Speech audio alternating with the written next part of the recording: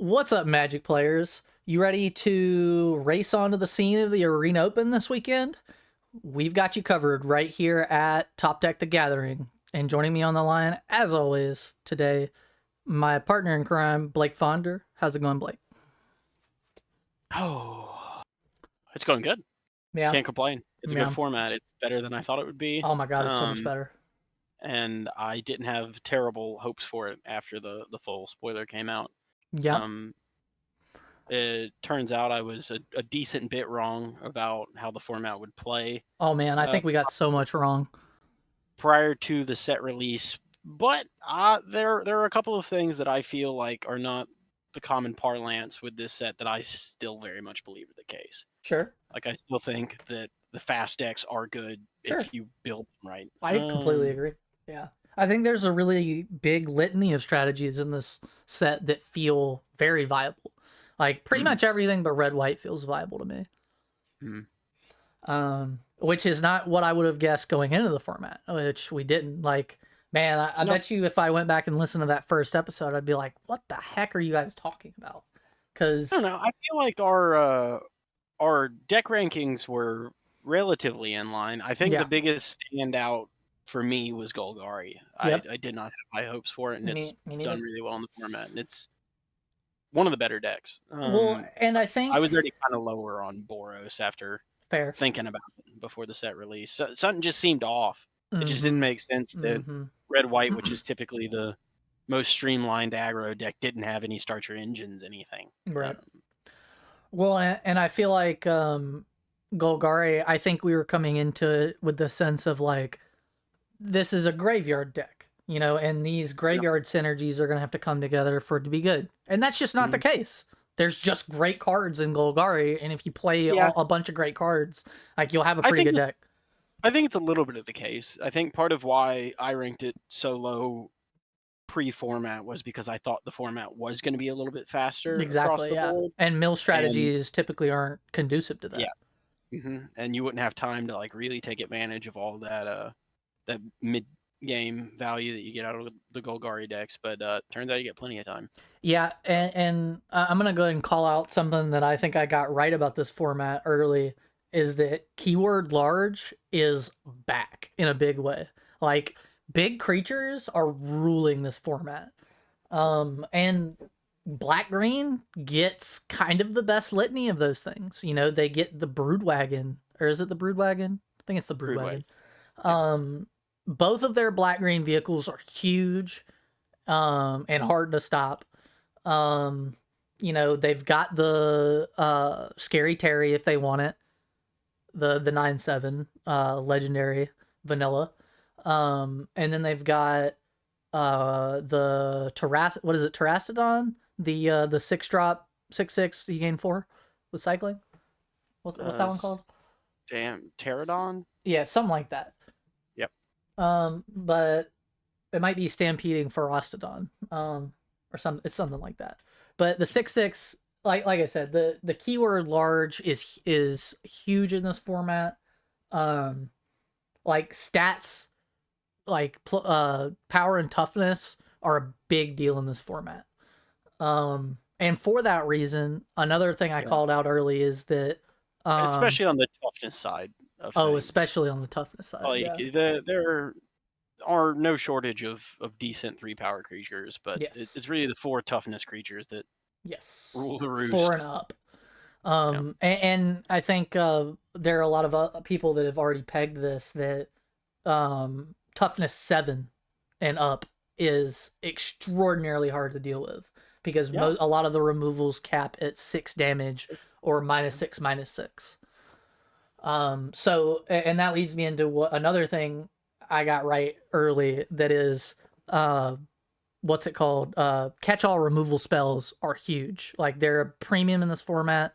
If you're in between two comparable cards, power-wise, you should almost always take the catch-all removal spell if one of it is an option, in my opinion. Yeah. Um, Um, I think it's a fine balance. it is. It's always easy to get carried away, just scooping up all the good removal, and then you have no threats. Yep. And while the threats are better, or not the threats, the answers are better in this format than I think they have been in other recent formats, I still think you prefer the threat. Oh, for So sure, for sure. keep that in mind. It's a Um, migrating Tetradon. Migrating Ketradon, yeah. So we were like talking around it. Yeah. um, but let's see. So you're saying that you still want to prioritize the best threats, Yes. but so what one thing that I've noticed in this format is there is a lot of good removal, like you said. Um, but I think you have to. This is a format where you have to have a targeted and curated like suite of removal.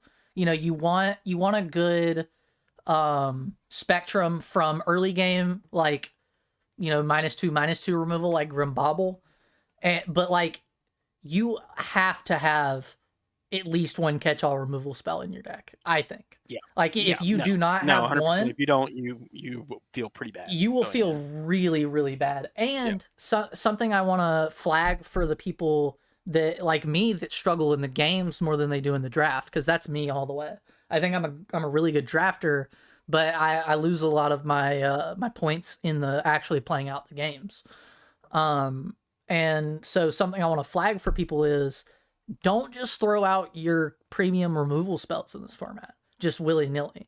You No. really like if you have only one piece of catch-all removal spell, like you have one spin out and then the rest are lightning strikes, you Yeah. really have to pick your battles with that spin out, because the second you spin out a small creature and they play a scary Terry on you, like you're screwed. Because like Yep. once someone builds up a certain amount of tempo in this format, you are just out of the game unless you can do something crazy to turn it back in your favor. Mhm. Um, And what are you considering catch-all removal so outside of spin out and so spin out is number one. I'm pretty proud of this one. Flood the engines. I think I got that one right early on because I that's blues only catch all removal. And Mhm. I'd honestly say that sometimes flood the engines is better than spin out, just because there's a lot of strategical times, or there's a lot of times where strategically it not going to the graveyard is way better for you. Yeah, Um, sorcery speed hurts it a lot, oh no, as it does does, it the does. amount of broken wings that people are main decking. No, I agree Um, with that as well. Um, but uh, but yeah, I mean, if you're in a blue deck and you're not black, like you want a couple flood the engines, or mhm. you want at least one, I'd say. How do you feel about running your first broken wings in the main? I'm still gung ho for running your first broken wings in the main. How do you feel about running your second broken wings in the main? I don't think you want to run two. I Um, don't know. I think if you're playing best of three, my rule of thumb is if you wind up in a green deck and you're shy on a few runovers, I'm quite happy running two in the main and sideboarding one or two out, depending on sure. what I come against. Simply because, like, I don't know, white. If your opponent is in white, there's a very strong chance that they're white blue. Yep, Simply because I think white blue is the standout good white deck, I agree. and the majority of the other white green is serviceable, and white black is serviceable, but white red is awful. I've It's also terrible. felt like Esper soup, like Esper artifact soup, is pretty good. And broken wings is just in my opinion, like say you come up against the blue white deck or even the blue black deck, really, broken wings is better than spin out. Like Yeah, against those two decks, yeah, it's I agree just with that. easier to cast and pretty much catch all removal for their whole deck. Yeah, no, I mean I agree with that. But my problem with running two in the main and like best of one is when you run into a deck where it don't like you're a green For deck. sure. For sure. Yeah, It's best of one, just I'm very seldom running two in the main. and green is the best color in the format, I'd say. Mhm. And Yeah. so, having that bad of a matchup against predominantly green decks, the best deck in the format, that seems a little sus to me. Yeah. Um, but so rating this in a little bit, um, what do you think? Like, what do you think about the format overall? What do you think the best thing? I mean, obviously we know that black green is the top color statistically. You know, Yeah, I think black green being the top color statistically is because it is of all the color pairs, just the best at like ground level being a good deck. Yeah. You don't have to play complicated. You don't have to. It You just can has the build your deck lowest all right floor. and do well. Its floor is quite high. Or that's what I Um, meant. Highest floor. It just has the highest yeah, floor. but going into the Arena Open, especially, I think I'd rather be in red green or blue green than green black. I think especially blue green offers the most answers. Hmm. And this is a format where I'd say probably somewhere between 50 and 60% of your games are going to run long. Yeah.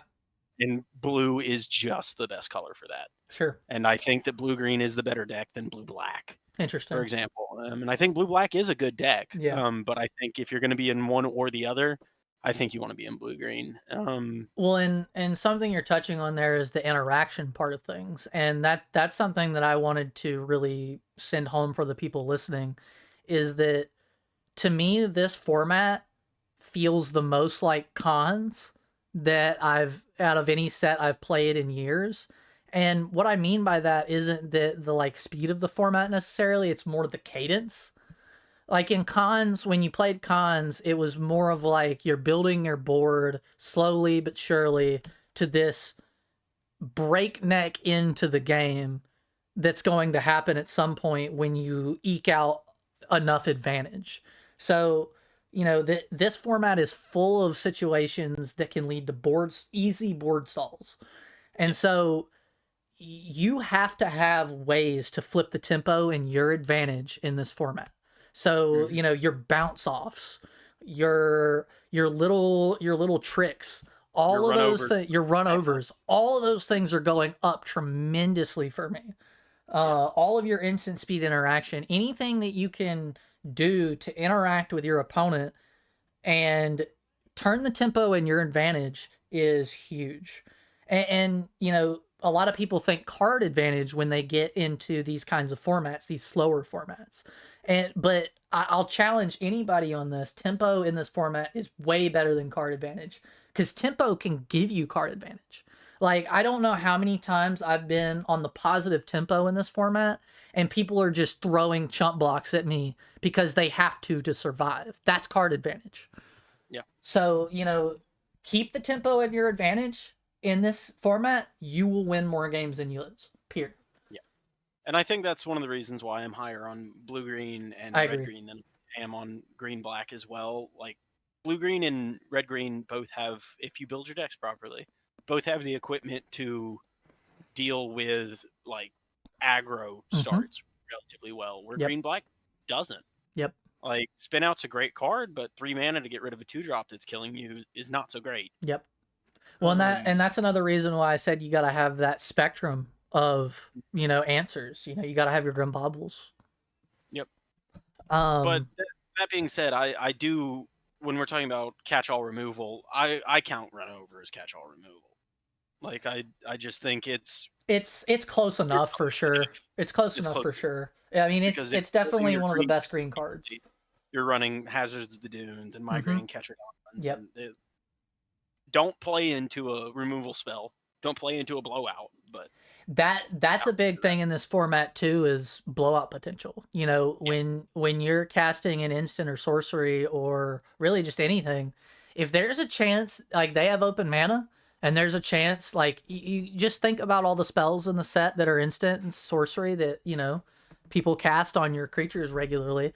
Well, if they cast one of those things and get, you cast your what's it called, your removal spell to kill their double block and kill their one creature. Well, Mhm. if they have a way to unravel that plan and put the 2-for-1 in their advantage, you're probably going to lose that game, Yeah. and you're going to lose it quick. Yeah. So, Um, getting away a little bit from broad strokes for the format yeah. and getting a little bit more into the focused Arena Open Mm-hmm. aspect of it. Because that's coming up this Day weekend. one sealed, I think, throws a lot of people It does, yeah. because obviously everyone wants to open a great pull and then just have easy times getting to day two, but that just Sure. doesn't happen Sure. all the time. And there are going to be plenty of times where you get great bombs and then those colors are shallow, Yep. or you get really good, solid, deep colors but no bombs. Mm-hmm. So I think in this format, it is princely enough Yeah, to really build your sealed decks around whatever your best cards are. yeah, It's easy enough to stretch for mana purposes in this format. You've got Velo Heartbike in green. You've got the what is it, starting column in colorless, which yep, is like just an overperformer and a completely serviceable card as is. yep, Um, and I think you're almost always going to be at least splashing a third color in the yep. majority of your field Agreed. decks in the format. So don't be too scared to do that. Yeah, Stay away from the aggro decks, I would say, is a and good rule of sealed thumb, for unless you sure. have a really, really good reason to Yep. get into one of them. If you have a Far Fortune and then maybe like one or two of the red black signpost uncommon, the 2/3 with starter engines. And in sealed, I'd say like if you're gonna be aggro, you probably still need to have like a very strong synergy of starter engine stuff. Hmm. Like you need to be able to get to, like turbo to max speed and then get the best payoffs for that.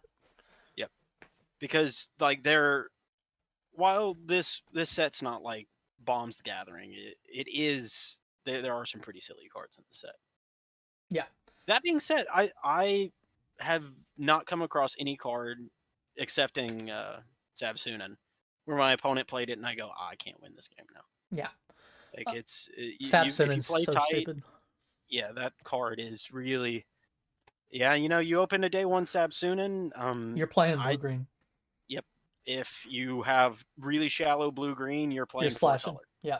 Like you're gonna figure it out because Yeah. that card is silly. Card's stupid. It's silly. There's two pieces of removal at common or uncommon, I think, like Yeah, I that think so. permanently deal with it. Yeah.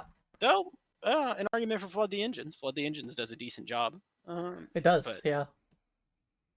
you know, Um I still be careful with your Flood the Engines, guys. I just think you really got to watch out for because as people continue to twig onto green being the best color, I think more and more people are just going to be okay with running Broken Wings. Sometimes in multiples in the main, and it does make you feel pretty bad when you use a 3 mana sorcery speed removal spell and your opponent just gets rid of it. yeah. So sealed, don't be to recap, don't be afraid to play your power. Don't be afraid to splash for your power.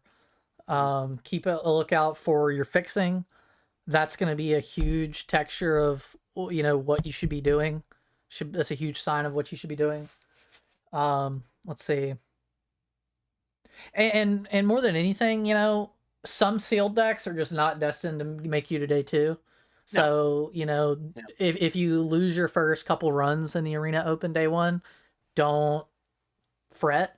You yeah, know, keep a cool head. keep a cool head and you'll get there at some point because sealed is just kind of that way. Like once you fire enough bullets, you should get there. And I mean, you could pull a Cheon, but And that run. that's not something that happens very often. No, and like this is a set I think that especially in sealed that really rewards like solid play It over does. bomby pulls. It Like does. in last week's Arena Direct, two of the three decks that I got boxes off of, I wouldn't say were like absurdly Yep. impressive in bombs I pulled out of them. One of them especially, like not a bomby deck, a very like synergistic nose to the grindstone deck. I lost my first game, and then I won out in Won all 6 but in a one of row. those games was a fight. Yeah. Like it was none of them were given to me, but if you eke out all the value that you can out of your decks, you will manage okay. Well, and that's something I really want to call out about this format is like A1 sauce gameplay. Like the gameplay in this format is It's solid. so fun. Yeah. Like because like you said, you are really rewarded for at every stage of the game really thinking through your actions and there's like the decision trees in this format are insane. Like when I'm thinking back to like the different ways I could have done things in a game to like actually win that game when I lose, I like the amount of like different trajectories I could have taken is wild Yes. compared to other formats. Mm. Um, I also like unless you get at least four good rares that really incentivize you to do it. I would recommend not being red white Yeah, in your sealed full day one at all. yeah, you shouldn't even be Just looking point at red blank. white. It's not only an aggro deck, it's the worst aggro deck, and it's, I think, just flat the worst archetype Yeah, in this set. Just avoid it. Your opponents are going to have better cards. They're going to have better card quality. Their green commons a lot of the time are going to be better than your red and white uncommons. uncommons. Yep. And it's just not. It's easy to be convinced. Oh, I've got this red white board sweeper. You're not going to get 7 wins. Yeah, Or if you're doing best of 3, you're not going to. It won't happen. I mean, Stampeding Scurryfoot is single-handedly a better card than any of the Boros signposts. Yep. Excellent. Also, like, to defend red a little bit, one of the commons I feel like hasn't got nearly the love in this format that it deserves and that I've had a lot of success with is Gilded Goda. Okay, yeah. I think it is, for me, it's probably top 3 red commons, Yeah. and you see them very late. That's more of a day 2 thing, but also in sealed, it's fantastic because you're Yeah. going to have good bombs in sealed, and it helps you splash your 3rd color. Yep.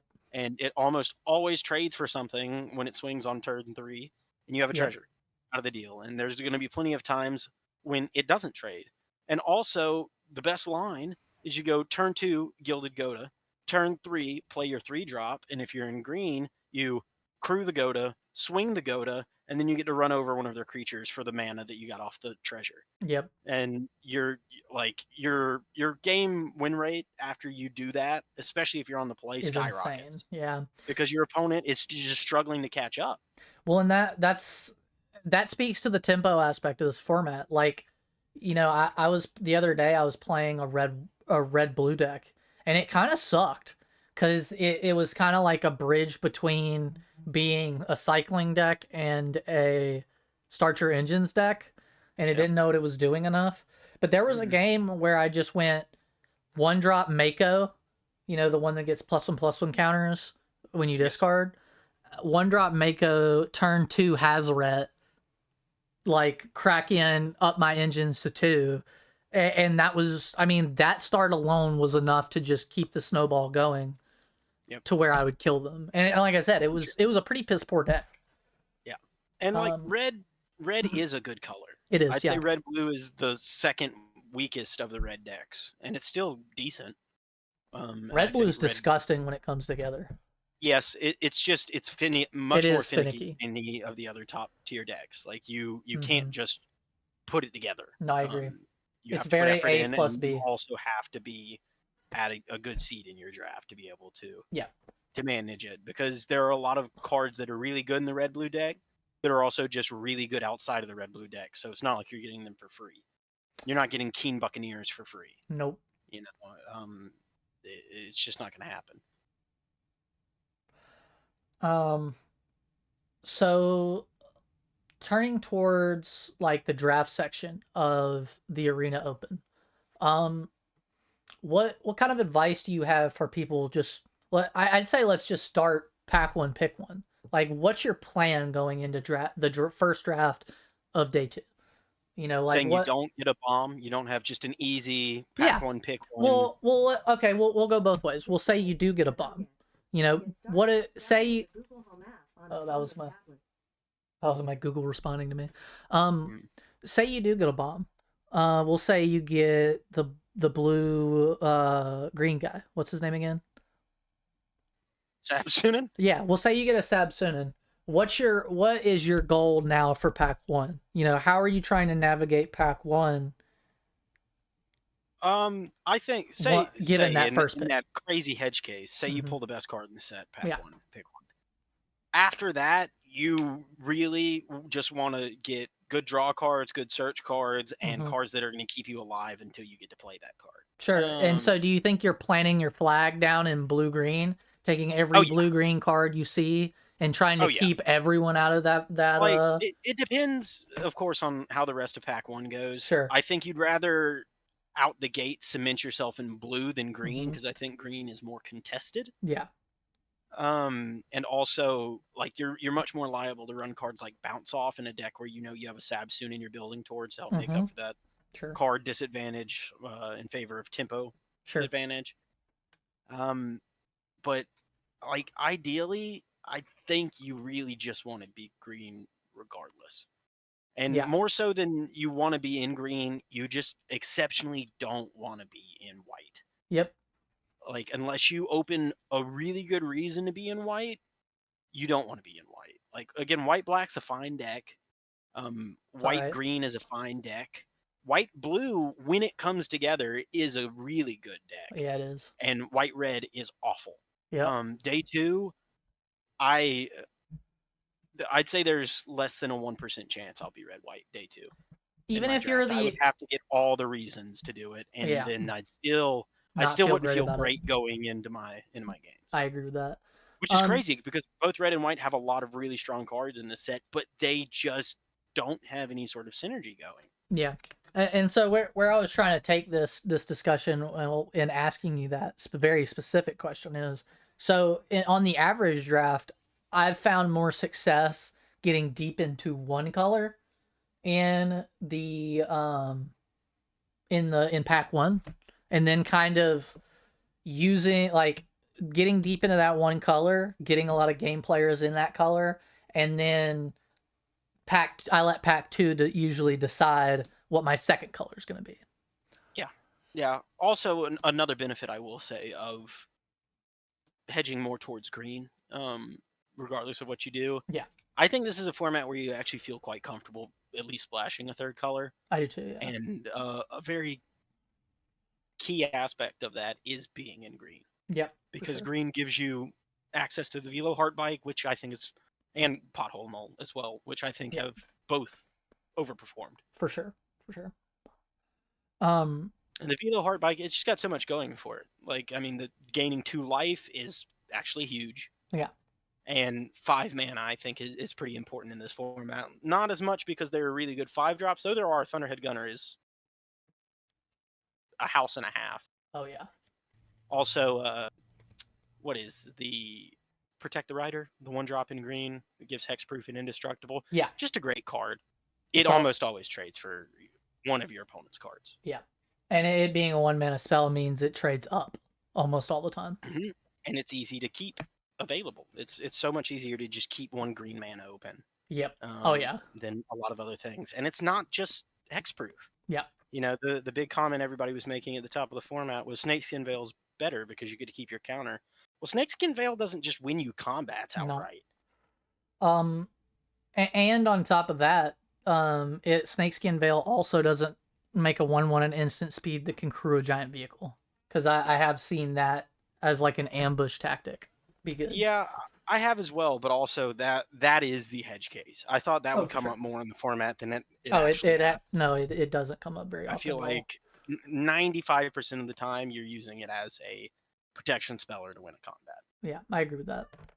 Um, but Because so 1/1s are awful. One back, ones are. I mean, they're worse in this format than I think I've ever seen them. They're really, really, really, really bad. yeah, they are. Um, and so back to the pack one discussion.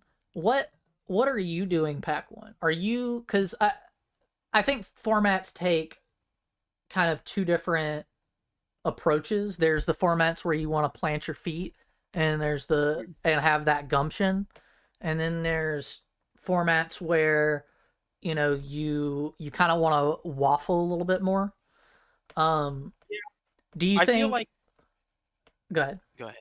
No, you go ahead. Do you think that you're going through pack one, taking, like if you're in blue, I don't know, we'll say you've got a good blue card and a good green card, like, and then like the strongest card you're seeing is like a Pact Altair or something like that. Are you taking the Pact Altair because it's a good role player in that black deck and you might end up in that black deck?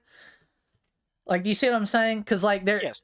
there's two Yes. different ways you can go about it. You can take role players in all these different archetypes and then let the packs decide what deck you're in, and then you put those role players in. Or you can just plant your feet into one color and then kind of let it roll from there. Yes. I don't think you're planting your feet into one color unless that color is green or blue. Yep, I agree I'll with put it that. like that. If you start off and you feel pretty strong in the color you're in, and that color is green or blue, I think you can feel much more comfortable in being a little bit more resilient to the temptations of the other colors.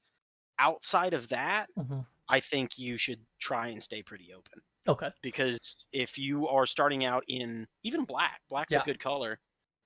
Black white's an okay deck, and black blue is I think more okay than great. It's Yep. good, but it requires components. It's not a deck that just gets there more often than it doesn't. Yeah. So I just think you'd rather be in blue or green starting out. I agree. That being said, blue green and red green I think have the best uncommons for you to really plant your feet. Like I am pretty comfortable taking Rocketeer Boost Buggy pack one, pick one, Same. Yeah. and I wouldn't necessarily say that about a lot of the other color combinations. And Sure. in a lot of sets, I wouldn't say that about even the good signpost uncommons Yeah. over a good monocolor piece of removal. But specifically, like Boost Buggy it's Disgusting. so demoralizing when that thing hits the table turn two. I was If your gonna opponent shout that plays card out it, if you it didn't. really because I thought the play pattern initially would go turn two, play it, turn three, exhaust it, and attack. And you do that sometimes, but the vast majority of the time you're going turn three, play your two drop, crew it, attack. What are they going to do? Like Nothing. they're going to trade for it. You're up a treasure. A lot of times they can't trade for it, and then Yeah. what they just going to keep taking it. And then if you make it to another turn where you swing with it and you have open mana, if they block it, they have to block it in a way that you can't just exhaust it and eat their creature Yep. because it still gets a counter, Yep. even if it's already been accrued and attacked. So it's great. And then the same thing with the blue green snake death toucher, another just overperformer. Whereas like the ether hive and the red green goblin creature ask a little bit out of you as far as how you build your deck. Yep. Boost Buggy doesn't ask a single thing. It asks that you No. be red and green. Yep. Same thing with the Flying Death Toucher. It asks that you be blue and green. Yep. And that's it's just those are the two signpost uncommons that I feel pretty comfortable taking back one, pick one. Sure. Outside of that, I'm a little bit sketchier. Though the red black one is great as well. How often by the end of pack one would you say you know what color pair you're in? 20% of the time. Yeah, I'd agree with that. Like it's pretty rare. I mean, it's not like astronomically rare, but it's pretty Mhm. rare that I'm going into pack two knowing what color pair I am. Mhm. I'd say I'm being three colors in some capacity in this set, somewhere between 30 and 40% of the time, I'd agree with that as well. Yeah, which is much higher than it than the would be average on set. average. Yeah, That being said, I play a lot more green than other people do probably, and I've been playing a lot more green since day one of the format. fair. I had a feeling it would be good, and it's turned out that it's the best. And so building on that discussion about not knowing what you're in pack one, going into pack two, I think something that you really have to think a lot about in this format in the draft section is what you're waffling between. For Mhm. example, like if I'm kind of in the Esper like artifact space and I see a Pact Altair, that Pact Altair is going to go into pretty much any of those Esper decks that Mhm. I'm waffling between. So, Mhm. Also, that's you don't wheel packed all terrors. They, exactly. they, they don't come back around the table. So you need to be thinking about like, okay, this card goes into the most archetypes that I could possibly end up in. Mhm. And it's a role player in all of those archetypes. So this is a premium for me. Like that's really I think what the draft section of this format is about. You have to figure out what your parameters are for your colors in pack 1, and then once you're getting more and more of a sense with every pick, you just have to be thinking what are the best cards in these archetypes, not what are the best cards in these colors, what are the best color cards in these archetypes, because this is a very synergistic format. Like there are a lot of micro synergies and macro synergies that just put your opponent in the dirt if you can put them together. And moving on from the draft portion and Yeah. onto the gameplay portion, I would say, and I think this is going to be the biggest difficulty a lot of people have with this format, is that they draft a good deck and they feel like they're struggling in the gameplay part of the format because for the first time in a couple of years, this is a set where it's not a question of on turn 2 you're wondering what's going to be happening on turn 4. On turn 2 you're wondering what's going to be happening on turn 6. Yeah, for real. It is not a format where you can afford to make blunders. Mm-hmm. Um, and even if you're not making blunders, it's not a format where you can afford to not have foresight, Yep. because card advantage matters a lot. Mm-hmm. Not missing land drops matters a lot. And I Yep. think that's why a card like Scurryfoot has done as well as it has, Sure. because, on its face, 5 mana for a 2/2 and a 3/3 isn't an exceptional card. It's a fine card. Yeah. But it's the fact that you get that out of one card, and it's Yep. a 1-drop, and it Yep. can tussle with, the aggro starts. But a lot of times you're going to play it turn 1, and then on turn 4 you're going to make a 3/3 and make it a 2/2. Yep. Which isn't an insane turn 4, Nope. but that's only cost you 1 card. Yep.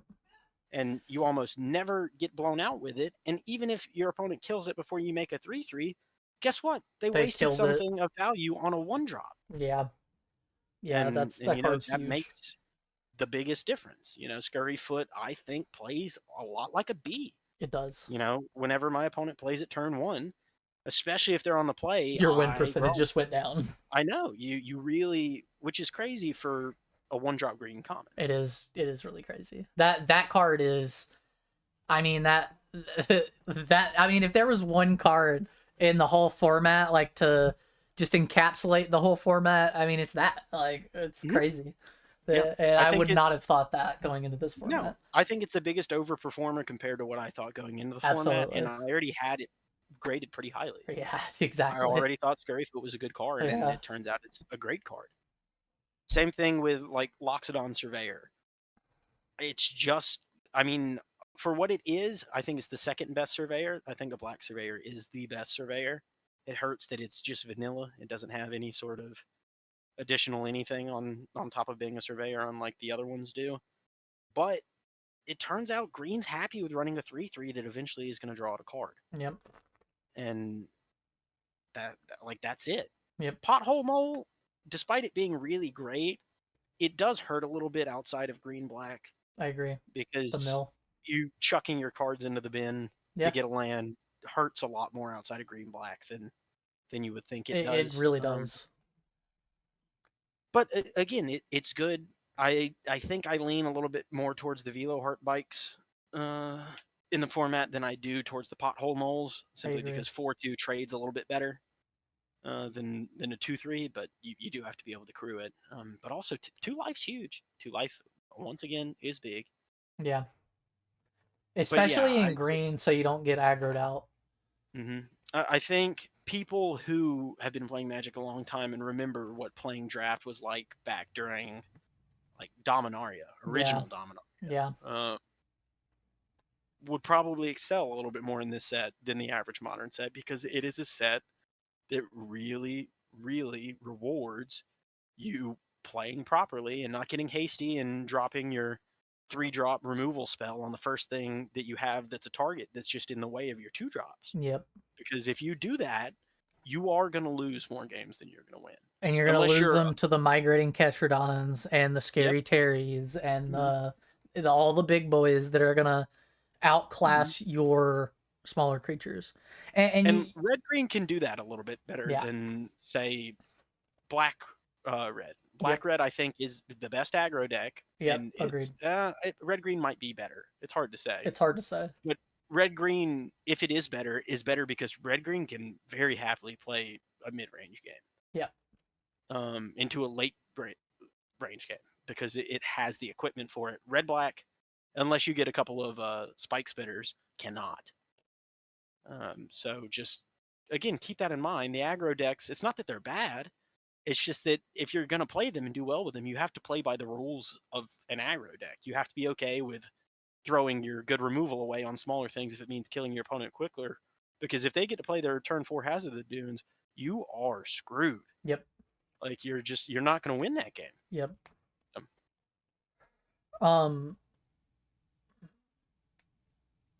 What was I gonna say? Sure. Also, I think it's important to urge a lot of patience, especially with day 2. That's exactly what I was gonna say. day one, it's a little bit easier to dismiss a poor run. You just go, oh, I got a bad pull, or I just had bad beats. Yep. And especially if you're playing best of one, it's a bit easier to disregard it out of hand. Day two, if you start off day two with a match loss, it doesn't feel good. Nope. But 2 out of the 3 times I've made money in Arena Opens, I've started the day off with a match loss. Yep. So just keep it together, play tight, be concerted. Again, this is a format where you need to, 1, be patient, but 2, think about what your opponent could have. Yep. Think about if they have a Silken Strength. If they've got 1 mana up and they've been keeping up 1 green mana most of the game and they've only got 1 really good bomb on the table, think twice about using your unconditional piece of removal. It's going to eat up most of your mana that turn. Yep. Because they probably going to blow you out. Playing properly are going to blow you out with the Hexproof spell. Yep. And be patient. Wait until they blink first, and then you can capitalize on that situation. Yep. Agreed. Because this is a set that leads to a decent number of board stalls, more than other recent sets have. And what's going to win you games is being the one who blinks second. Yep. It's not going to be, I'm just going to just keep throwing my stuff at them and then they'll buckle. They won't.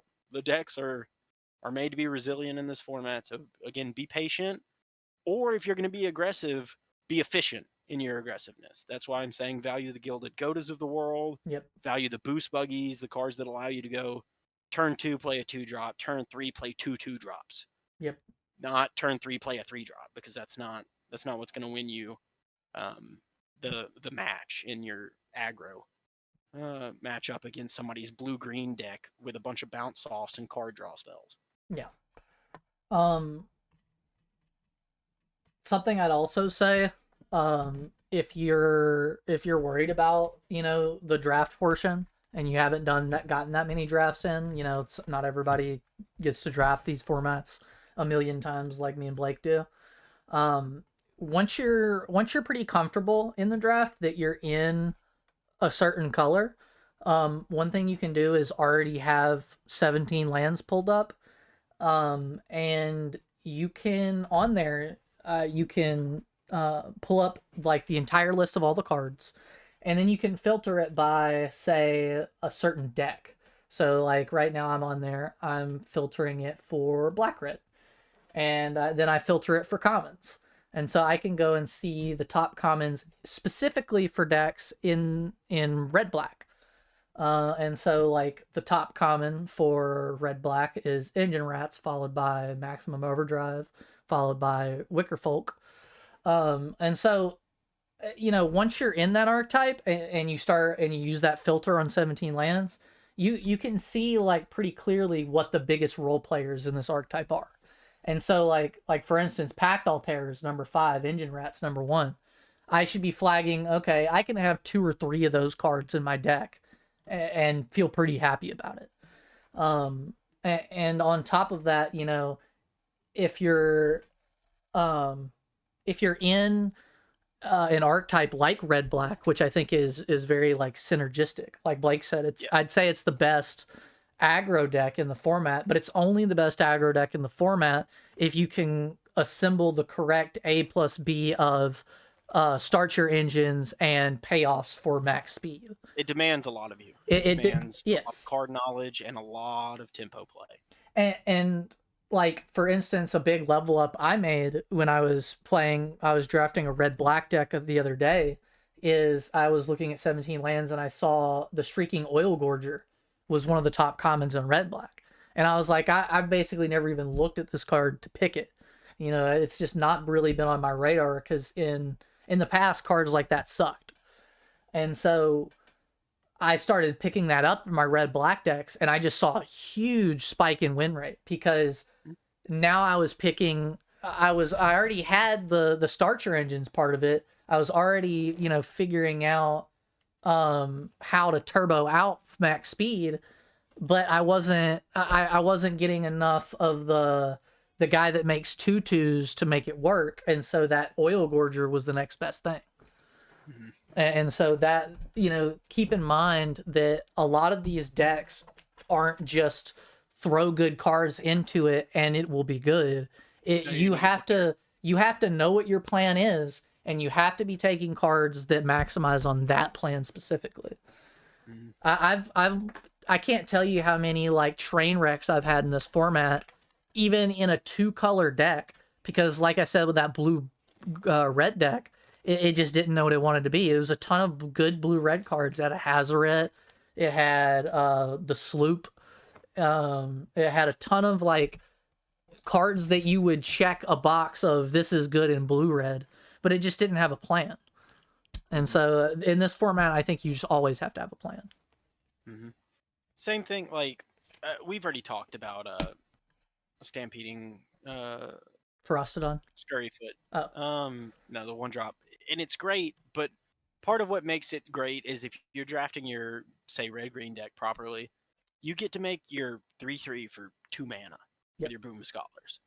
Like if you see a Boom Scholar early and you take it and you go, I'm carving out my lane in red green, and then you see a pack where there's a really good green uncommon or a really good red uncommon, but it has nothing to do with exhaust. But there's also a Scurryfoot in the pack. Take the Scurryfoot. Like the Yep. tempo gain you're gonna get off of being able to exhaust your Scurryfoot for 2 instead of 4. It's wild. Same Yep. thing with like the Boost Buggy being able to run through or run over, Yep. rather your opponent's creatures for 1 mana. That's it's big. You wouldn't think it would be as big as it is, but it is. Yep. One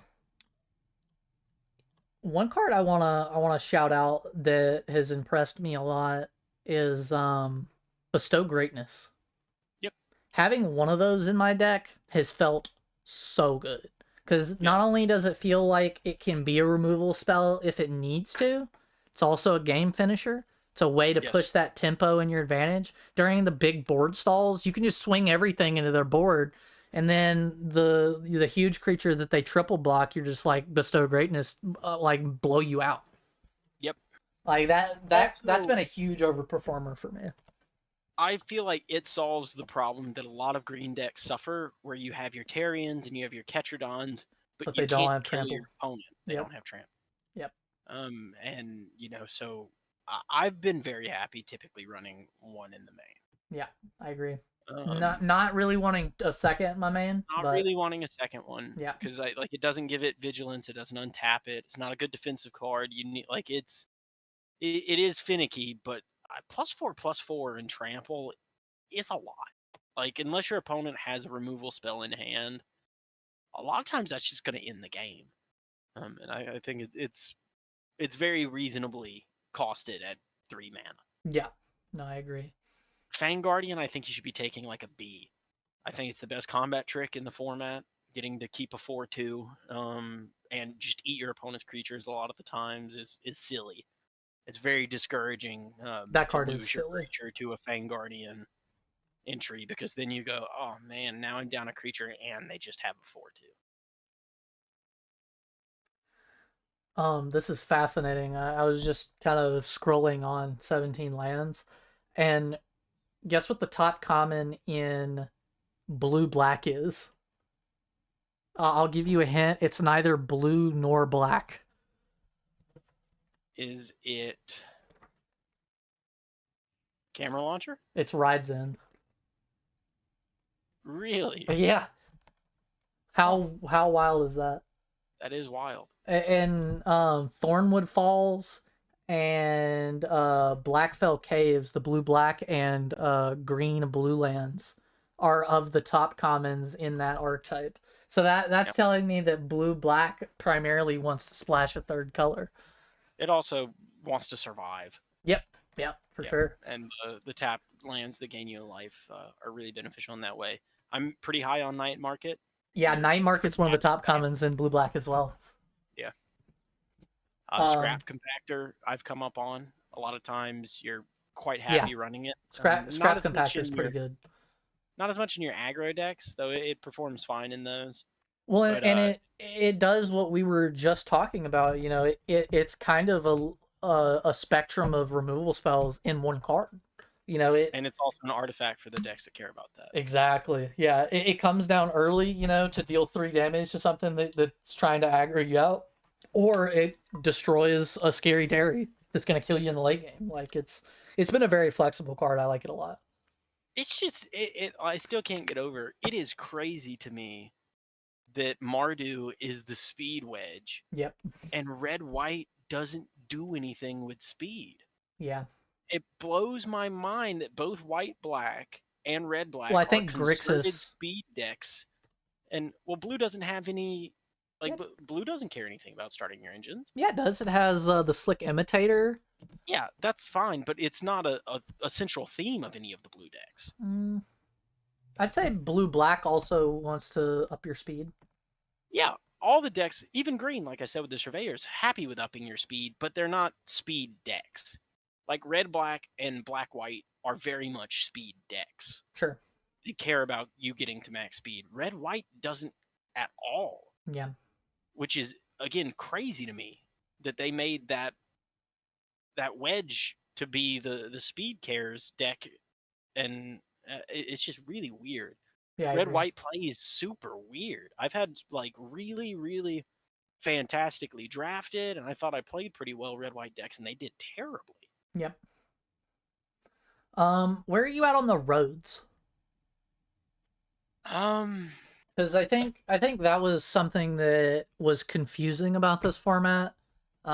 We came in and we were like, "This is gonna be a super fast format, so these are just gonna be garbage."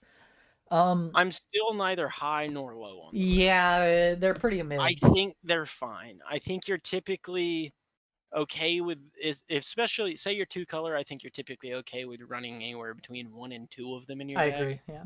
But you are never picking them highly. Nope. Like never. They're Now, just not.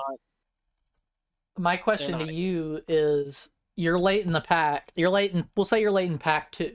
You know the color pair that you're going to be, right? You're definitely gonna be this color pair. You've got a road in your in one of your 2 colors. We'll say it's your main color, and then you've got a dual land that's touching your colors, but not in your 2 colors.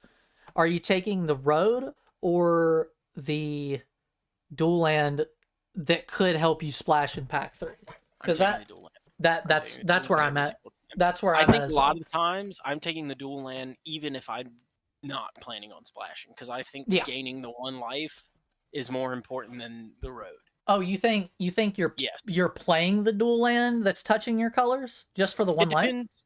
It depends on what color scheme I'm in. Sure. If Sure. I'm in blue green, I think I'm actually quite happy doing it. Same thing with blue black. Wow. See, I haven't Because tried that yet. you're not playing anything turn 1 anyways. Yeah. No You're a facts. lot of times you're not playing anything turn 2. Yeah. Big facts.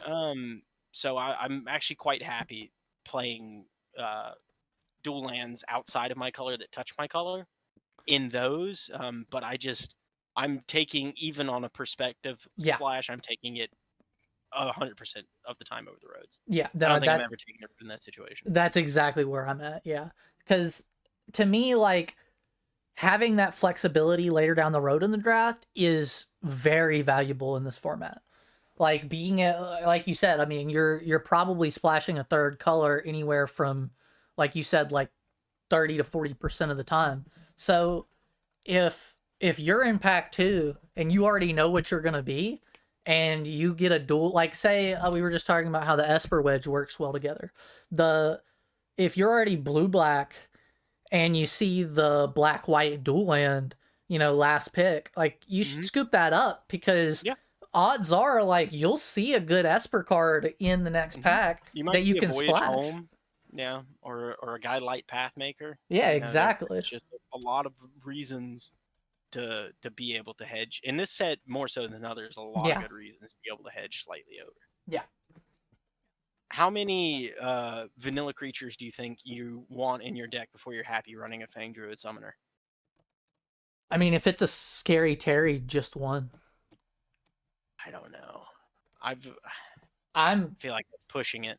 no, I don't. I feel like a lot of the time you're either going to have drawn your Scary Terry, or you're going to be putting yourself too far behind on board to run it in that case. You can't.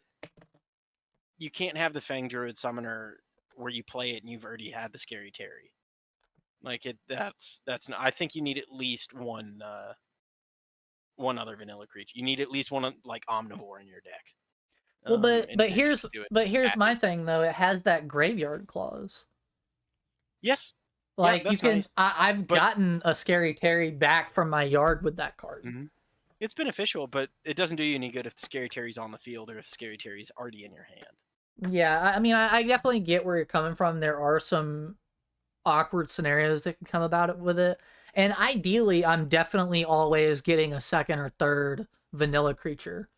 Yeah. I guess your question was, 3. yeah. I guess your question was, at what point am I feeling happy about running it? Yeah, 3 is probably the answer. What about when you don't have Scary Terry? If I don't have Scary Terry, I mean, I have to have like exactly 3 or more, like Yes. to even You gotta have to even think about running it. Yeah. And if I have 3, if I have like 2 Gibberick Omnivores and another one, like that sounds good enough to me.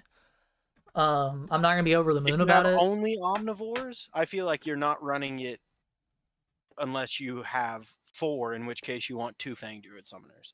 Because then you feel like you're watering your deck down a lot to run 4 3/2s. We're getting really deep in the weeds here on this one. I'm just curious on this. Yeah. I'd like to know what the critical mass is on the summoner. I could see that, but I will say, like, that Terry goes a long way to making that card good.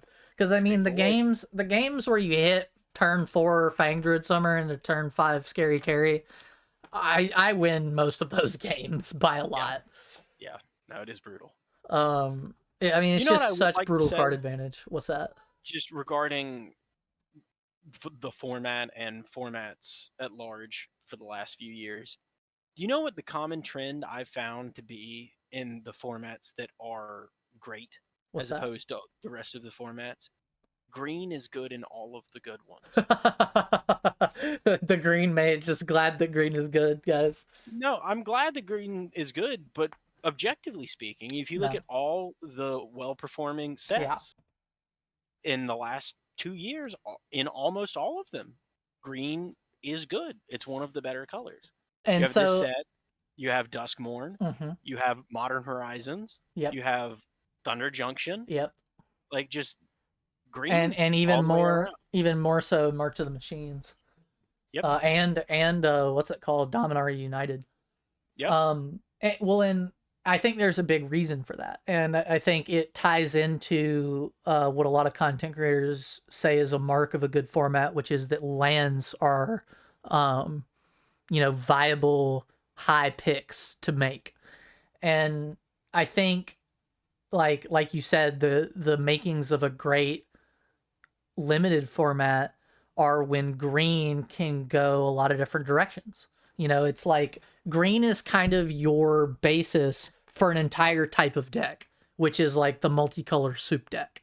You can't really have that many multicolor soup decks that aren't green that are that successful. Well, I feel like one of the reasons in this set specifically, green plays as well as it does and feels as fun to play as it does compared to some other recent sets is because the green creatures are back to the way they used to be. They are just bigger. They're just big. That's what green gets. Like, they're more vanilla-y. You look at, like, Hazard of the Dunes. Until turn 7, it's just a 4/4 trample reacher. But it's the biggest guy. Because they went out of their way to make sure that the other colors don't have 4 mana 4/4s. You heard it here first, guys, on Top Deck the Gathering. The creatures are vanilla. They're vanilla-y, yes. And I am a green mage, and so I am going to have my partialities. But it's the most fun color in this format because it plays well with all the other colors. Yep. And it does a cool thing with all the other colors. Yep. It's not a situation where green is so good that you just play your green cards and you win. Yep. It's a situation where you play your green cards properly and in conjunction with other cards you drafted properly and play around properly, and you're going to do well. Green's like a puzzle piece that morphs to fit any other puzzle piece. And I think that's why this set and why Duskmourn are as good of sets as they are, Yeah, and why they play so well, because green is fundamentally, I feel like it's reflective of how good a set is in quality sure, at large, because green in a lot of ways is one of the simpler colors. it is. And if you can't get the simpler aspects of the set right, the complex ones probably aren't going to get there either. Well, and like I said before, green is your fixing color.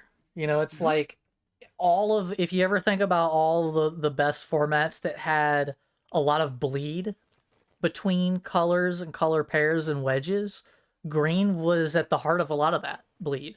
Yep. Like the reason why domain worked, you could play a 4-color domain deck in Dominaria United was because of green.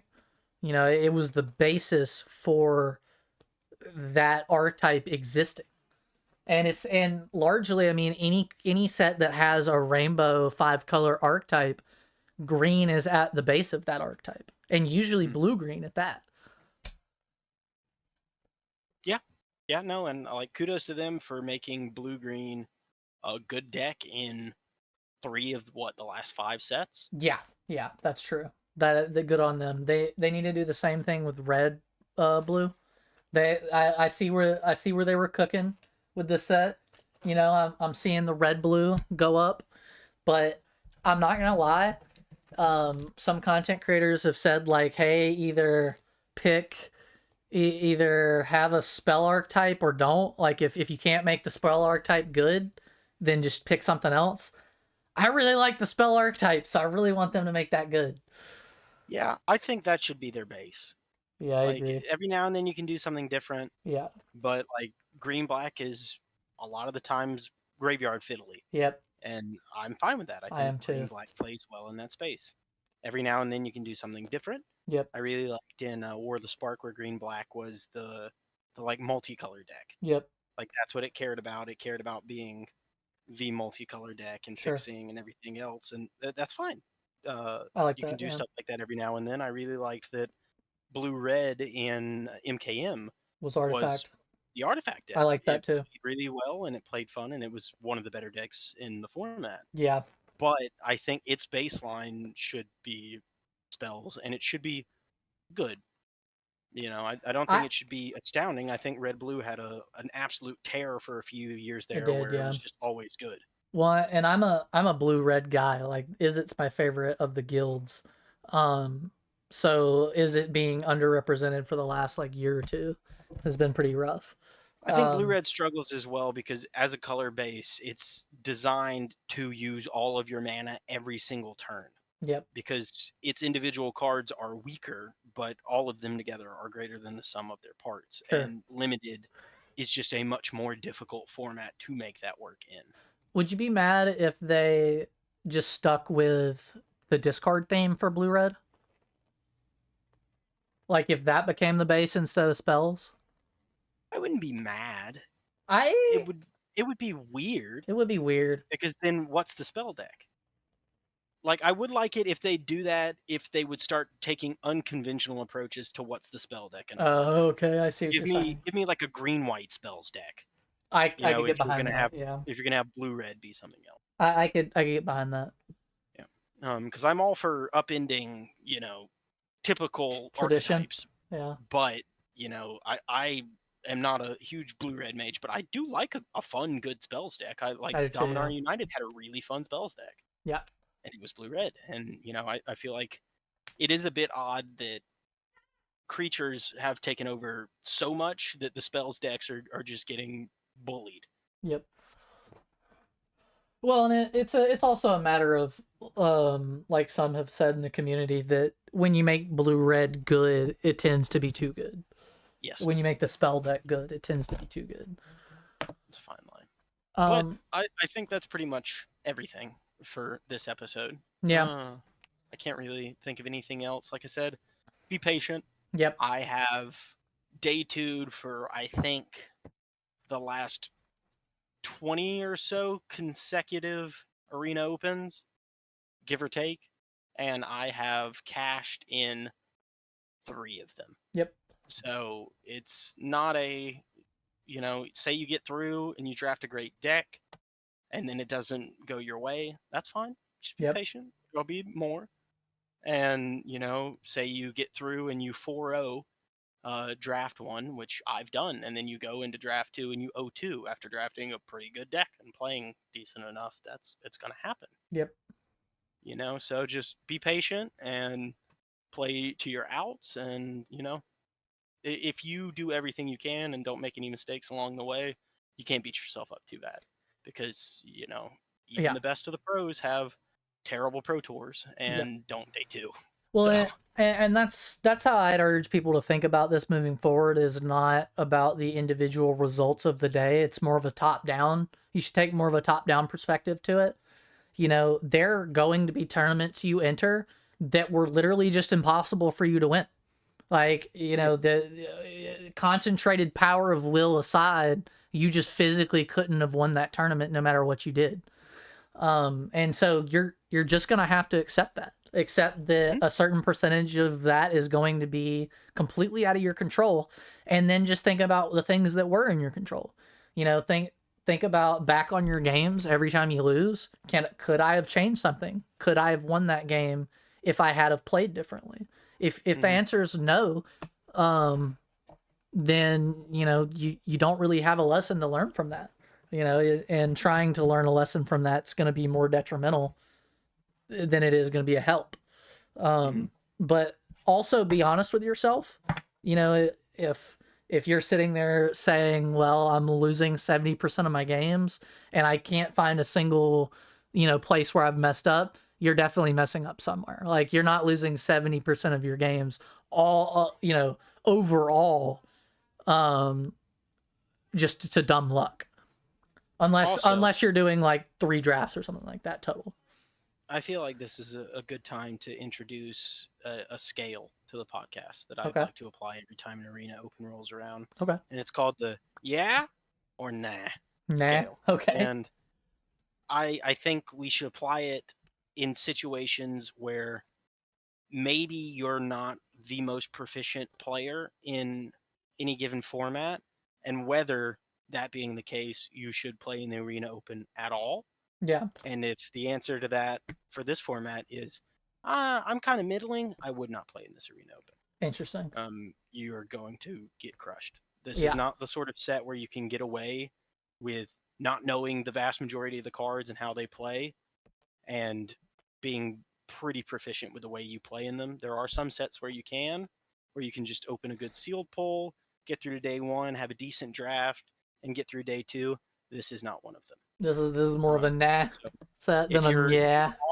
If you're on the fence, I would not be entering into this Arena Open. Well, that's if you care about the entry fee, right? Yeah. If you're, which I assume the vast majority of people do. Sure. If you already know you're gonna spend money on Arena and this is your hobby and you're resigned to spending money on it, and you're like middling on this format, go for it. Yeah.